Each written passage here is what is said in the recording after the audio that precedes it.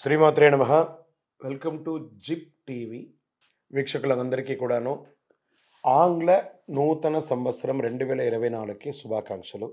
2024 జనవరి నుండి డిసెంబర్ వరకు ఉన్నటువంటి రాశి ఫలితాన్ని మనం ఇప్పుడు తెలుసుకోబోతున్నాము. జ్యోతిష్ శాస్త్రం అనేది ఒక గణితపూరితమైనటువంటి ఒక శాస్త్రం. ఏ గ్రహాలు ఎక్కడ ఉన్నాయి, ఏ స్థితిలో ఉన్నాయి, ఆ గ్రహాల యొక్క స్థితిగతిని బట్టి ఆ రాశి యొక్క మార్పులలో జరుగుతున్నటువంటి ఆ రాశుల యొక్క గ్రహాలన్నీ కూడా మార్పుల వల్ల ఆ రాశికి కలుగుతున్నటువంటి శుభాశుభ ఫలితాలన్నీ కూడా నిర్ణయించడం జరుగుతుంది. ఆంగ్ల నూతన సంవత్సర ప్రకారం జనవరి నుంచి మనము డిసెంబర్ వరకు చెప్పుకుంటాం.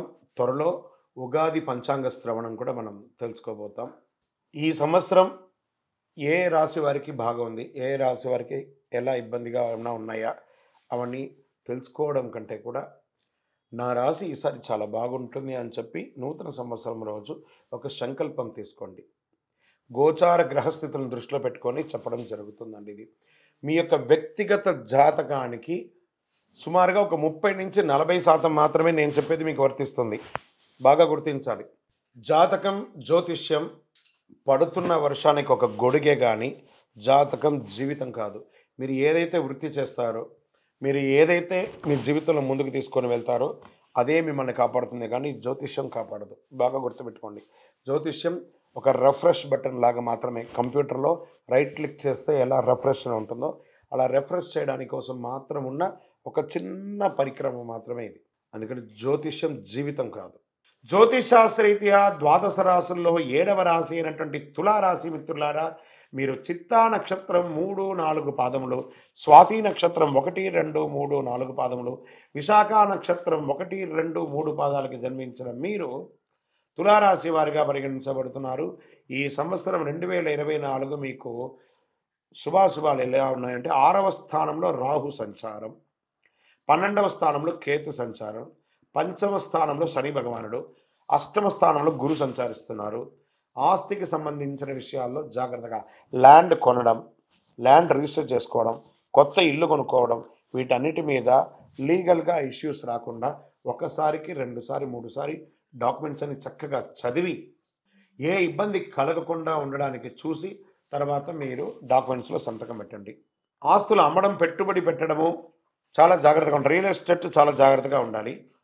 6వ స్థానంలో రాహు మీకు విదేశీయ ఉద్యోగాల్ని కలిగిస్తున్నాడు. ఇది అద్భుతమైనటువంటిది. గురువు కూడా మే వరకు మేషరాశిలో సంచరిస్తున్నాడు కాబట్టి గురువు ఉద్యోగాన్ని, అవకాశాన్ని ఎక్కువ కల్పిస్తున్నాడు. విదేశీయ ఉద్యోగాలు లేదా ప్రభుత్వ ఉద్యోగాలు, ప్రైవేట్ ఉద్యోగాలు మంచి చాలా అద్భుతమైనటువంటి నిరుద్యోగులకి ఇది శుభ సమయం అని కూడా చెప్పచ్చు. ముఖ్యంగా విదేశీయ ఉద్యోగాల అవకాశాలు విపరీతంగా వస్తున్నాయి. పరాక్రమ యోగం అండి మీకు ఈ యొక్క సంవత్సరం అంతా. పంచమ శని ఆలోచనలు స్థానం కాబట్టి నిర్ణయాల విషయంలో చాలా ఆచితూచి ఆలస్యంగా అయినా కూడా పర్లేదు, నిర్ణయం తీసుకొని చేయండి, లేదా కొంత వ్యతిరేకత పొందే అవకాశాలు ఉన్నాయి. పాత స్నేహితు వల్ల కొంత ఇబ్బంది కలిగే అవకాశాలు ఉన్నాయి. షేర్ మార్కెట్ విషయంలో చాలా జాగ్రత్త ఈ సంవత్సరం. రాజకీయ నాయకులకి గడ్డు కాలమే. సంతానానికి సంబంధించి సమస్య ఇబ్బందిగా ఉన్నా అనుకూలంగా మే తర్వాత వస్తుంది. రీసెర్చ్ చేసే వారికి మాత్రం ఈ సమయంలో చాలా బాగుంటుంది. సైంటిస్టులకి, వాళ్ళకందరికీ కూడాను, డాక్టర్స్కి, ఎవరికి దంపతుల మధ్య కాస్త సఖ్యత లోపం అవుతుంది. అన్నదమ్ములు, అక్క చెల్లెలు, తల్లిదండ్రుల నుంచి కొంచెం మిశ్రమ ఫలితాలు ఉన్నాయి. వాహనాలు నడిపేటప్పుడు జాగ్రత్త. వివాహం కాని వారికి మే తర్వాత అద్భుతంగా ఉంటుందని చెప్పచ్చు. విద్యార్థులకి మిశ్రమంగా ఉంది. ఉద్యోగం చేస్తున్న వారికి కాస్త 60-40గా అనుకూలం, 60-40 డిస్టర్బెన్స్గా ఉంది. ముందుకెళ్ళిపోవచ్చు. స్త్రీలు కాస్త ఆరోగ్యం పట్ల జనరల్ చెకప్ చేసుకుంటే మంచిది. వ్యవసాయదారులకి యోగం, మంచి వర్షాలు పడుతున్నాయి. రియల్ ఎస్టేట్ మిశ్రమంగా ఉంది అని చెప్పచ్చు. స్పోర్ట్స్, సినిమా, టీవీ కళాకారులకి ఇది యోగం అని చెప్పచ్చు. ఇంకను మీ యొక్క పర్సనల్ జాతకం తెలుసుకోవడానికి మా ఈ కింది నంబర్కి మీ యొక్క పేరు, date of birth, time of birth, place of birth WhatsApp చేయండి. ఇంకను సకల దోషాలు తొలగి ఆనందంగా ఉండడానికి నవమూలిక సిద్ధ ధూపంతో ధూపం వేయండి. విజయోస్తు. వీక్షకులందరికీ కూడాను ఈ యొక్క ఆంగ్ల నూతన సంవత్సరం మీరందరూ కూడాను ఆయురారోగ్య, ఐశ్వర్య, భోగభాగ్యాలతో ఉండాలని ఆ అఖిలాండ కోటి బ్రహ్మాండ నాయకుడు శ్రీ ధర్మశాస్త్ర అయ్యప్ప స్వామి వారి 18 అవతారాల దేవాలయంలో తిరుపతిలో జీవకొనలో మీకోసం మేము ప్రార్థన చేస్తుంటాం. మీరు క్షేమంగా ఉండాలి. మీరు తిరుపతికి వచ్చినప్పుడు మన యొక్క దేవాలయం అయ్యప్ప స్వామి వారి 18 అవతారాల దేవాలయాన్ని దర్శించుకోండి. రైల్వే స్టేషన్ నుండి బస్టాండ్ నుండి ఒక 3 కిలోమీటర్ దూరంలో ఉంటుంది. అయ్యప్ప స్వామి వారికి 18 అవతారాల దేవాలయం ఎక్కడా లేదు. జీవకోన తిరుపతిలో జీవలింగేశ్వర స్వామి సన్నిధానంలో ఉంటుంది. తప్పకుండా రండి.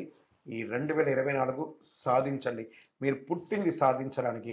జాతకం ఎంతవరకు నమ్మాలో అంతే నమ్మండి, కానీ మీ యొక్క స్వశక్తితో ముందుకెళ్ళాలని మనస్ఫూర్తిగా అయ్యప్ప స్వామిని ప్రార్థన చేస్తున్నాను.